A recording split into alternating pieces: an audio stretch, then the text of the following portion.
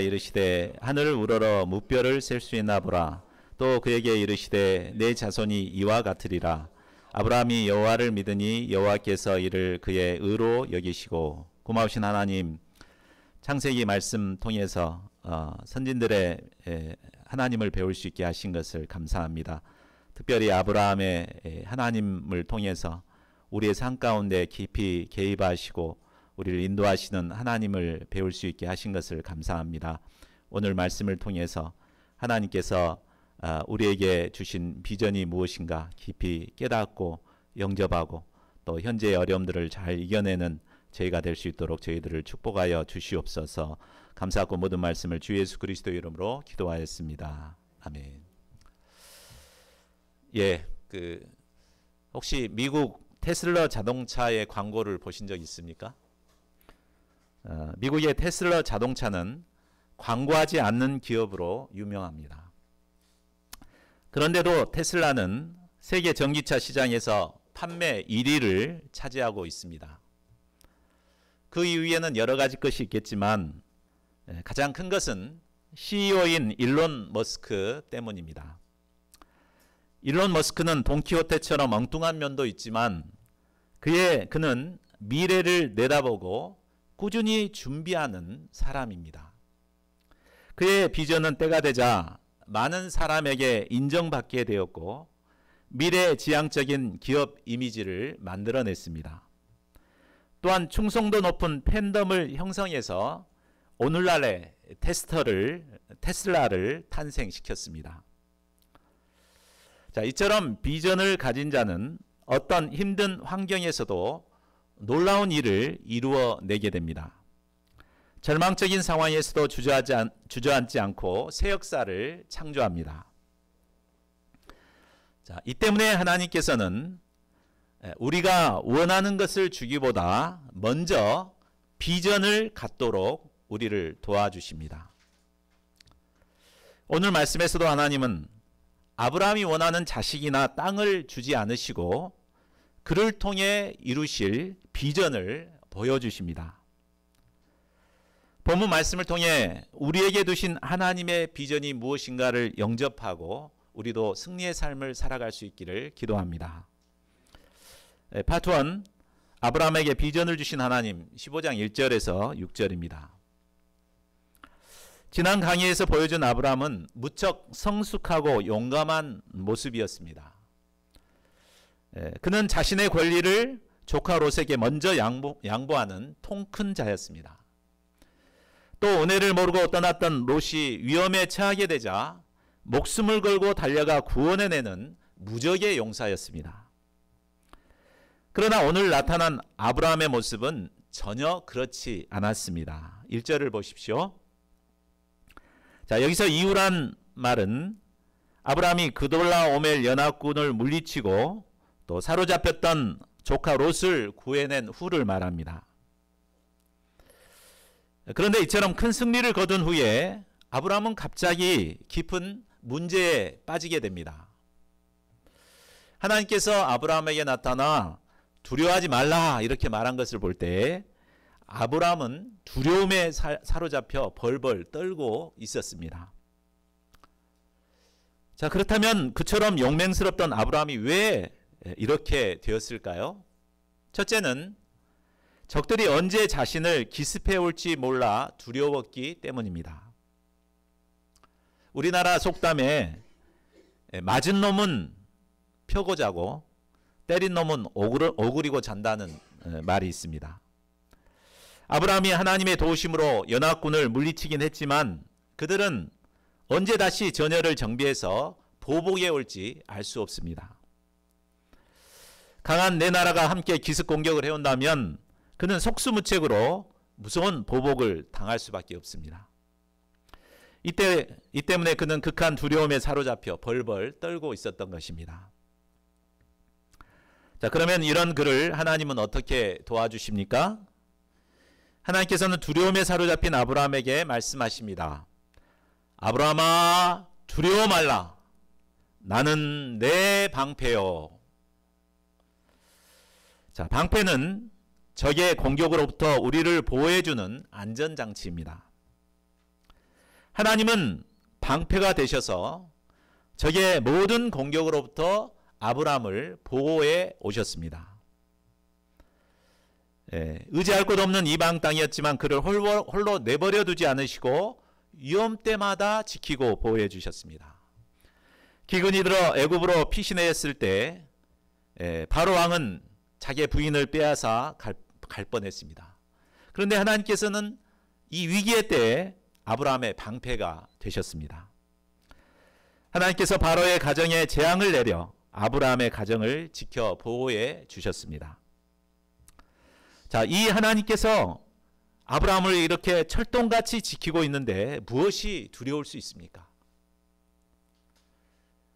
우리가 세상을 살다 보면 위험한 상황에 놓일 때가 있습니다. 학사님들의 경우는 경제적으로 어려운 현실이나 또 자녀 문제로 인해 염려와 두려움에 사로잡힐 때가 있습니다. 나이 들면 노후 문제에 대해서 이렇게 염려하기도 합니다. 그러나 이때 하나님께서는 우리가 나의 방패 되신다는 이러한 믿음을 갖기를 원하십니다. 방패 되신 하나님을 믿음으로 현재의 어려움을 능히 이겨내기를 원하십니다. 현재 여러분들을 두렵게 하는 것이 무엇입니까? 우리의 방패 되신 하나님을 믿음으로 현재의 모든 어려움을 이겨낼 수 있기를 기도합니다. 아브라함이 두려움을 갖게 된 두 번째 이유는 열심히 신앙생활을 했는데도 바라는 것이 이루어지지 않기 때문입니다. 하나님이 아브라함을 부르실 때 하나님께서는 그에게 큰 민족을 이루어 주겠다고 약속하셨습니다. 이 약속은 아브라함이 신앙생활하는 데 있어서 기준과 표대가 되었습니다. 그러나 이 약속을 믿고 10년 가까이 신앙생활했지만 자식을 얻을 기미는 도무지 보이지 않았습니다. 이때 그의 마음이 어떠했을까요? 10년 세월 헛수고한 거 아닌가? 이런 피해의식이 들었을 것입니다. 또 아직까지 자식을 주지 않은 하나님께 대한 원망하는 마음도 들었을 것입니다. 앞으로 살아갈 길이 막막했습니다. 자, 이런 그에게 하나님은 무엇이라고 말씀하십니까? 아브라함아, 두려워하지 말라. 나는 너의 지극히 큰 상급이니라. 하나님께서 아브라함의 지극히 큰 상급이 되신다는 말입니다. 하나님이 상급인데 뭘 염려를 하느냐, 이런 말이죠. 자, 그렇다면 하나님이 어떤 점에서 상급이 되십니까? 하나님은 창조주로서 생명의 수여자가 되십니다. 하나님은 우리를 구원하실 구원의 주님이 되시고 우리에게 참 기쁨과 행복을 주시는 복의 근원이 되십니다. 또한 하나님은 우리에게 영원한 하나님 나라를 주시는 분이십니다. 사실 우리가 세상에서 바라는 것들은 죽음으로써 다 사라져버릴 거짓 상급입니다. 오직 하나님을 통해서 주시는 이 상급만이 우리에게 정말 필요한 지극히 큰 상급입니다. 하나님이 지극히 큰 상급이라고 말씀하자 아마 아브라함은 하나님이 내게 바라는 것을 주실 마음이 전혀 없나 보다, 이렇게 생각한 것 같습니다. 그래서 하나님께 플랜 B를 제시합니다. 자, 2, 3절을 보십시오. 주 여호와여, 무엇을 내게 주셔야 하나이까? 나는 자식이 없사오니 나의 상속자는 이 다메섹 사람 엘리에셀이니이다. 주께서 내게 씨를 주시지 아니하셨으니 내 집에서 길린 자가 내 상속자가 될 것이니이다. 그렇게 안 주신다면 나도 다 생각 있어요, 이렇게 한 것이죠. 아브라함이 가장 바라는 상급은 바로 자식, 상속자였습니다. 이런 그에게 하나님께서는 큰 민족을 약속하셨고 그랬기 때문에 그는 안정된 삶을 떠나 열심히 신앙생활하고 있습니다. 그런데 이제 와서 하나님이 상급이라고 하시니까 아브라함은 속았다는 생각이 들었습니다. 아브라함은 더 이상 자녀 문제를 하나님께만 맡길 수 없다고 판단했습니다. 이제는 자신이 스스로 후사 문제를 해결해야 되겠다고 맘먹었습니다. 그래서 평소 눈여겨왔던 엘리에셀이란 아이를 양자로 삼아서 그를 상속자로 삼고자 했습니다. 그러나 4절을 보십시오. 하나님께서 아브라함에게 분명히 말씀하십니다. 그 사람이 내 상속자가 아니라 바로 내 몸에서 날 자가 내 상속자가 되리라. 하나님의 계획은 아브라함의 몸에서 날 자를 그의 상속자로 삼고자 준비하고 계셨습니다. 그러므로 아브라함은 마음이 급하더라도 좀 참고 겸손히 하나님의 때를 기다려야 합니다. 자, 여기서 우리는 하나님께서 왜 아브라함이 그토록 바라는 이 상속자 문제를 해결해 주시지 않는가를 생각해 볼 필요가 있습니다. 원할 때 금방 해주면 얼마나 좋아하겠어요. 근데 왜 해주시지 않을까요? 물론 하나님께서는 이 흔한 돌들로도 아브라함의 자손이 되게 하실 수 있는 능력의 주님이십니다. 그런데도 10년 가까이 아브라함에게 아들을 주시지 않는 이유가 무엇이겠습니까? 그것은 아브라함에게 있어 절실히 필요한 이 자식 문제를 통해 그를 믿음의 사람으로 훈련하고자 하신 것입니다. 만약 아브라함이 원할 때 당장 자식을 주었다면 아브라함은 믿음의 사람으로 성장하지 못했을 것입니다. 그렇지만 사람들은 그렇게 생각하지 않죠.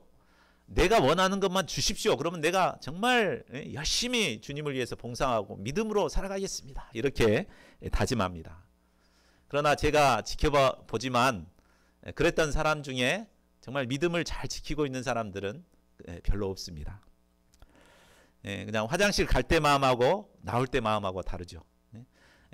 정말 절박하니까 뭐든지 다 할 것 같지만 막상 하나님의 축복이 주어지면은 떠나거나 하나님을 멀리하는 사람들이 많습니다. 믿음의 사람 아브라함이라고 해서 예외가 아닙니다. 뒤에 보면 아브라함도 사라의 여종 하갈을 통해 이스마엘을 얻었을 때 어떻습니까? 이스마엘에게 푹 빠져서 정신을 못 차리고 살아갑니다. 이를 잘 아시기 때문에 하나님은 빨리 아들을 주시지 않고 그것을 꼬투리로 그를 훈련하십니다. 사람들에게는 각자 절실한 인생 문제, 상급 문제, 또 자녀 문제가 있습니다.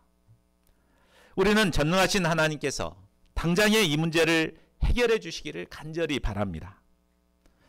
그러나 아브라함처럼 우리의 기도 제목들은 우리가 원하는 때에 응답받지 못할 때가 많습니다. 그것은 하나님께서 이 문제를 통해 우리를 믿음의 사람으로 키워가고자 하심임을 깨달아야겠습니다. 우리는 바라는 것이 속히 이루어지지 않을 때 낙심하기보다 하나님께서 반드시 이루어 줄 것을 믿고 또 우리를 믿음의 사람으로 키워가시고자 하신 하나님의 뜻을 영접하고 믿음으로 잘 이겨내야겠습니다. 이를 통해서 우리가 믿음의 사람으로 성장하게 되면 그때 반드시 하나님께서 우리의 바라는 것을 이루어 주실 것입니다. 이제 하나님은 문제에 빠져 있는 아브라함을 회복시켜 주십니다. 5절 말씀은 짧지만 이 말씀을 통해서 힘들어 있는 사람들이 어떻게 회복됐는가를 우리는 3단계로 배울 수 있습니다. 첫째는 원망과 불평의 자리에 있는 그를 밖으로 끌어내는 것입니다. 하나님께서는 어두운 방에 웅크리고 있는 아브라함을 밖으로 끌고 나가셨습니다. 문제에 빠진 자를 돕기 위해 가장 먼저 해야 할 것은 그를 밖으로 끌어내는 것입니다. 어둡고 칙칙한 제한된 공간에 있다 보면 생각이 어두워지고 부정적이 되어버립니다. 그러나 밖으로 나와 맑은 공기를 마시게 되면 뇌에 산소가 공급되어서 뇌가 활성화되고 밝고 긍정적인 생각을 하게 됩니다. 특히 형제들은 문제가 생기면 자기만의 동굴을 찾아가는 사람들이 참 많습니다. 그런데 요즘은 스마트폰을 들고 동굴에 들어가니까 좀처럼 나오려고 하지 않습니다. 이런 자들을 돕기 위해서는 억지로 그 동굴에서 끌고 밖으로 나와야 합니다. 다음 둘째로는 하나님이 창조하신 대자연을 감상하게 하는 것입니다.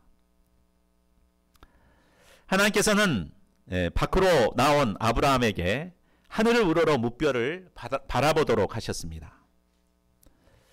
하나님이 창조하신 자연 만물 속에는 하나님의 능력과 지혜가 담겨 있습니다. 또 하나님의 영광이 드러나 있습니다. 이것을 가리켜 일반 계시라고 말합니다. 우리가 어떤 걱정이나 근심이 있을 때 동천을 걷거나 또 순천만 정원을 걸을 때 어떻습니까? 하나님의 창조하신 대자연을 바라볼 때 우리의 마음은, 어두웠던 마음은 점차 사라지고 하나님이 주시는 창조의 능력이 서서히 임하는 것을 느끼게 됩니다. 초롱초롱 빛나는 밤하늘의 무뼈를 바라보면서 아브라함은 수많은 별들을 지으신 하나님의 위대함을 생각했을 것입니다. 별들을 헤아리면서 아브라함은 자신도 모르게 조금씩 무뼈를 지으신 하나님의 세계로 들어가고 있었습니다. 자, 마지막 세 번째로는 하나님이 주시는 비전을 영접하는 것입니다. 아브라함이 하늘의 무뼈를 세고 있을 때 하나님의 음성이 들려왔습니다. 내 자손이 이와 같으리라. 아직 딸자식 하나 없는 아브라함에게 무뼈과 같은 자손을 주시겠다는 것입니다. 이 얼마나 놀라운 약속입니까? 자, 우리 육안으로 보이는 별은 약 6,000개 정도라고 합니다. 그런데 실제로는 1억 개의 은하계가 존재하고 또 은하계 한 개에는 1,000억 개의 별들이 있다고 합니다. 그러니까 어마어마하게 많은 별들이 있습니다. 그것처럼 아브라함의 자손을 수많은 자손을 주시겠다고 약속하신 것입니다. 하나님께서는 이 약속대로 딸자식 하나 없었던 아브라함에게 무별과 같은 후손들을 허락해 주셨습니다. 4,000년이 지난 지금 아브라함의 후손이 얼마나 될까요? 아브라함의 후손하면 이스마엘 족속들하고 또 크리스찬들이겠죠. 넘겨주실래요? 우리 인구가 총 80억 명이라고 그러죠. 세계 인구가. 그 중에 이슬람이 25%입니다. 그러니까 약 20억 정도 됩니다. 크리스찬은 세계 인구의 31%로 24억 명입니다. 둘을 합하면 아브라함의 후손은 세계 80억 인구 중에 56%인 44억 명이나 됩니다. 자, 이 무별과 같은 자손들을 허락해 주신 거죠. 신실하신 하나님께서는 하나님이 주신 이 비전을 신실하게 이루어 주셨습니다.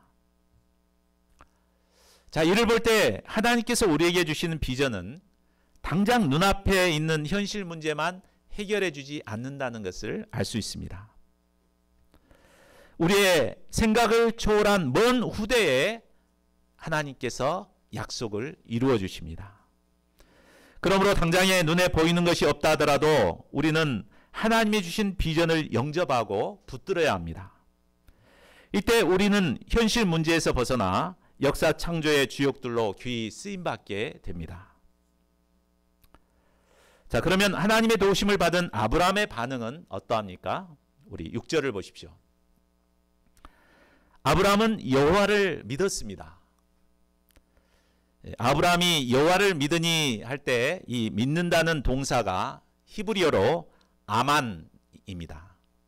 우리가 아멘 할 때 쓰는 단어가 바로 여기에서 나왔습니다. 아브라함은 전능하신 하나님께서 이 모든 것을 이루실 것을 믿고 영접했습니다. 아브라함의 형편을 보면 도저히 믿을 수 없는 상황입니다. 그러나 그는 전능하신 하나님을 믿음으로 하나님께서 하실 이 모든 말씀을 마음으로 믿었습니다. 현실은 변한 것이 아무것도 없습니다. 그러나 아브라함은 하나님의 말씀을 통해서 이 일을 이루실 하나님을 믿었습니다. 하나님을 믿음으로 모든 인간적인 생각을 떨쳐버리고 하나님의 말씀을 붙들었습니다. 그는 아무런 의심 없이 하나님의 말씀을 아멘으로 영접했습니다. 아브라함이 하나님을 믿었을 때 그를 사로잡고 있던 모든 두려움은 사라졌습니다. 내면 깊은 곳에서부터는 새 힘과 능력이 솟아났습니다. 하나님은 아브라함이 이 믿음을 가졌을 때 그를 기뻐하시고 그의 믿음을 그의 의로 여기셨습니다. 여기서 그의 의로 여기신다는 말은 실제로는 의롭지 못한 자이지만 하나님께서 의로운 자라고 판단하고 인정하시겠다는 의미입니다. 하나님은 아브라함의 믿음을 보시고 마음에 쏙 들어 하셨습니다. 그리고 그를 의롭다고 여기셨습니다. 정말 이를 볼 때 하나님께서 우리에게 정말 원하시는 것이 무엇인가를 배울 수 있습니다. 그것이 무엇입니까?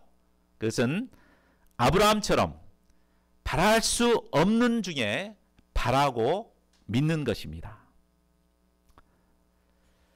자, 그렇다면 과연 우리는 어떻습니까? 우리는 눈으로 보여주고 손으로 만져주어도 잘 믿지 못합니다. 그래서 늘 두려움에 빠지고 원망과 불평에 빠지기를 잘합니다. 그러나 그렇다고 해서 하나님은 우리를 포기하지 않으십니다. 우리에게 찾아오셔서 우리에게 말씀하고 계십니다. 다음 넘겨주실까요? 우리 한번 하나님이 하신 말씀, 아브라함에게 주신 말씀만이 아닙니다. 우리에게 주신 말씀입니다. 같이 한번 쭉 읽어보겠습니다. 시작. 아브라함아 두려워하지 말라. 나는 내 방패요 너의 지극히 큰 상급이니라. 하늘을 우러러 무뼈를 셀 수 있나 보라. 내 자손이 이와 같으리라. 이 앞에 아브라함에다가 자기 이름을 넣어서 다시 한번 읽어보겠습니다. 시작. 주 아브라함아 두려워하지 말라. 나는 내 방패요 너의 지극히 큰 상급이니라. 하늘을 우러러 무뼈를 셀 수 있나 보라. 내 자손이 이와 같으리라. 이 약속의 말씀을 나에게 주신 말씀으로 영접할 수 있기를 기도합니다. 하나님이 주신 이 비전을 영접함으로 절망적인 상황에서도 믿음으로 하나님을 기쁘시게 하는 참된 믿음의 사람들이 될 수 있기를 기도합니다. 제2부 아브라함과 언약을 맺으신 하나님 7절에서 21절 말씀입니다. 아브라함에게 후손을 약속하신 하나님은 이어서 땅도 약속하십니다. 7절을 보십시오. 나는 이 땅을 내게 주어 소유를 삼게 하려고 너를 갈대아인의 우르에서 이끌어낸 여호와니라. 하나님이 아브라함을 부르신 것은 무별과 같은 허다한 후손만을 주시기 위함이 아니었습니다. 현재 아브라함이 살고 있는 약속의 땅 가나안을 주시기 위함입니다. 그러자 아브라함은 주 여호와여 내가 이 땅을 소유로 받을 것을 무엇으로 아리까? 정말 줄라 그랬다면 좀 땅 한 50평이라도 좀 주든지 그러면 믿겠는데 믿을 수가 없다는 말이죠. 아브라함은 이참에 하나님의 약속을 인감도장을 받아서 확실히 이렇게 해놓고 싶었습니다. 참 그렇게 요구할 때 하나님 입장에서는 몹시 못마땅하고 서운할 수 있습니다. 아마 저 같았더라면은 야 준다고 했으면 좀 알아듣지 왜 이렇게 못 믿냐 이렇게 책망을 할 것 같습니다. 그러나 하나님은 아브라함의 요구대로 언약을 세울 제물을 준비하게 합니다. 9절부터 나타난 언약의 방법은 고대에서 행해지던 방법입니다. 제물을 쪼개놓고 이렇게 그 사이로 지나가는 것은 그 언약을 어기게 되면 재물처럼 쪼개지겠다는 의미였습니다. 거룩하신 하나님께서 친히 자신을 낮추고 인간의 방법으로 하나님과 아브라함과 언약을 맺고자 하신 것입니다.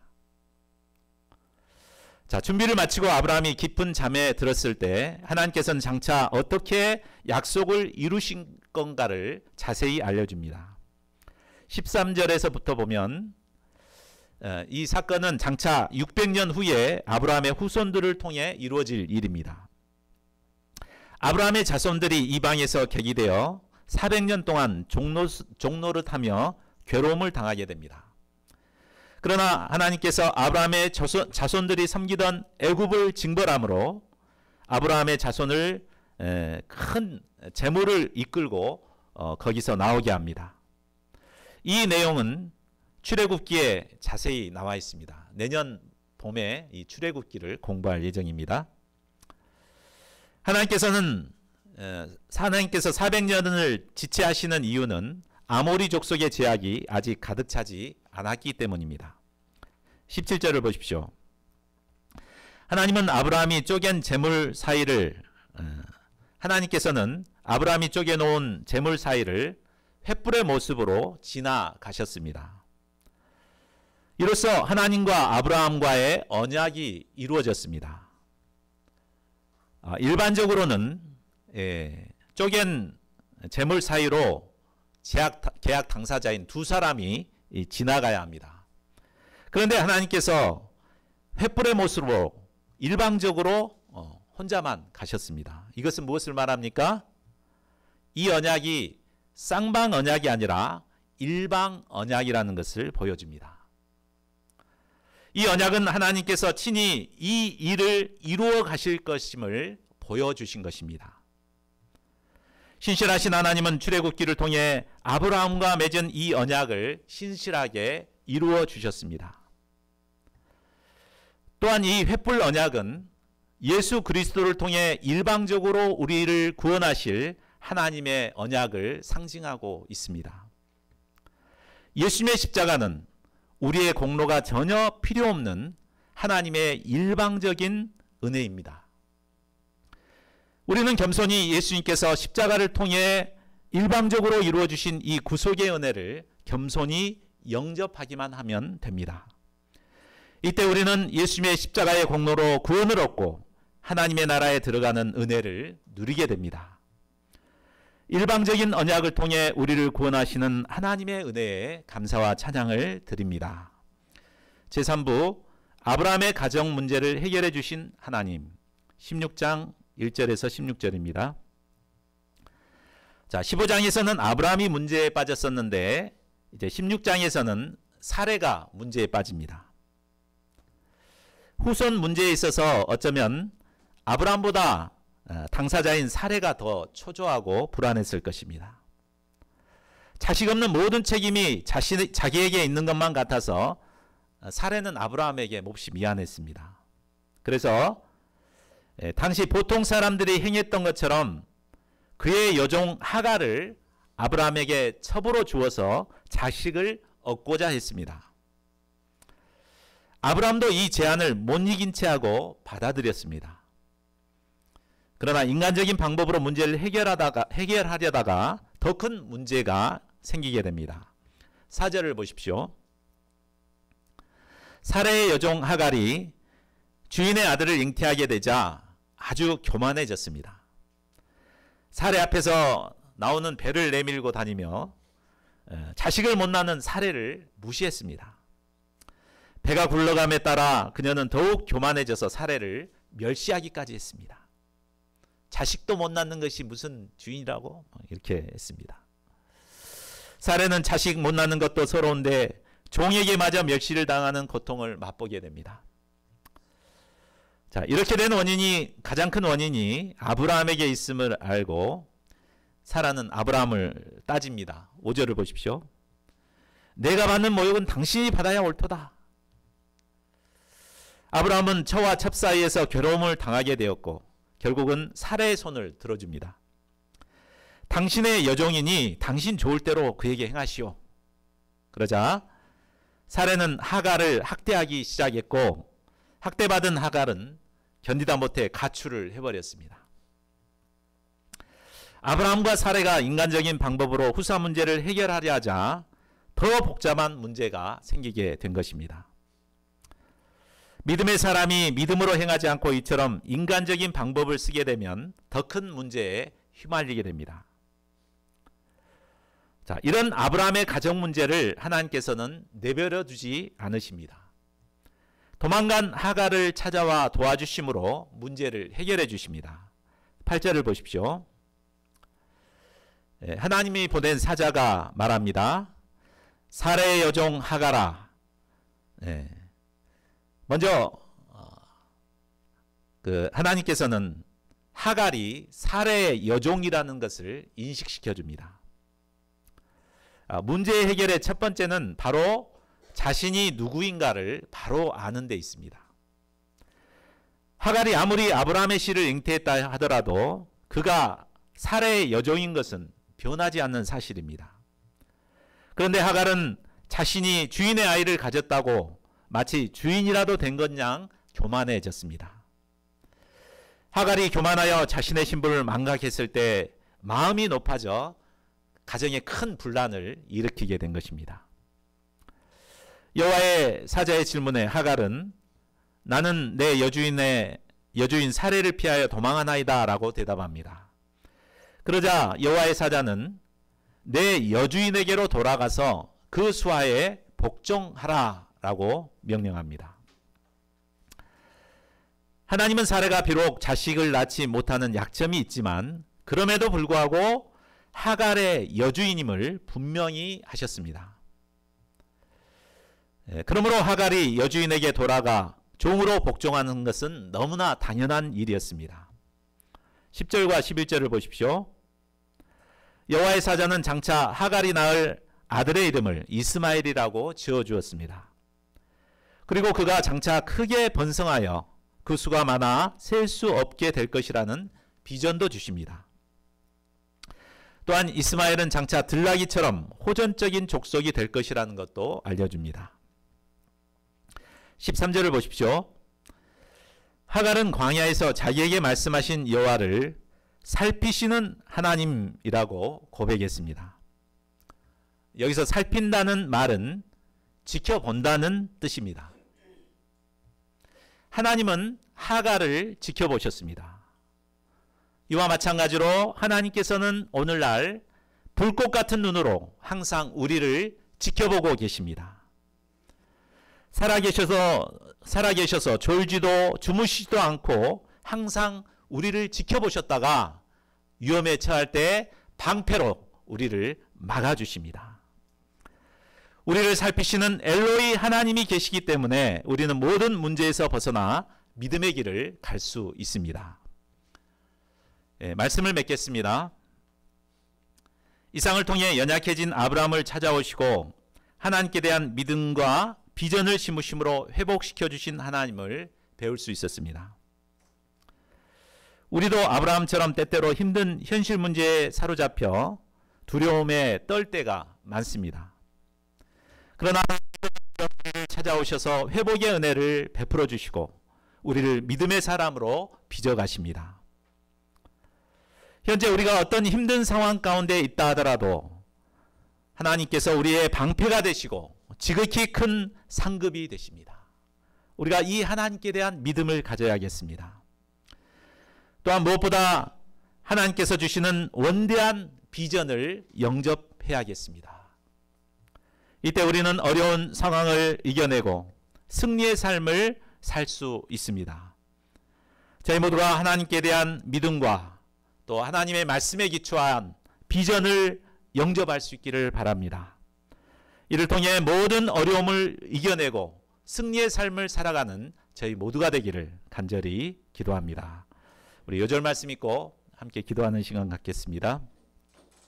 15장 5절 6절 시작. 그를 이끌고 밖으로 나가 이르시되 하늘을 우러러 무뼈를 셀 수 있나 보라. 또 그에게 이르시되 내 자손이 이와 같으리라. 아브라함이 여호와를 믿으니 여호와께서 이를 그의 의로 여기시고